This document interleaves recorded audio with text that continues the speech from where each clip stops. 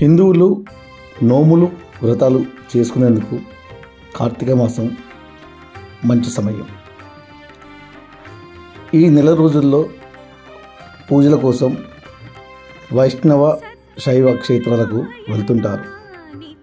మన ఉమ్మడి రాష్ట్రంలో అన్నవరంతో పాటు తెలంగాణలో రెండో అన్నవరంగా పేరుగాంచిన గూడెం సత్యనారాయణ స్వామి దేవాలయం ఎంతో ప్రసిద్ధి చెందింది. పవిత్ర గోదావరి ఒడ్డున వెలిసిన సత్యదేవుని దర్శనం చేసుకొని ఆలయం ఆవరణలో నోములు వ్రతాలు చేసుకునేందుకు ఎంతో అనుకూలంగా ఉంటుంది.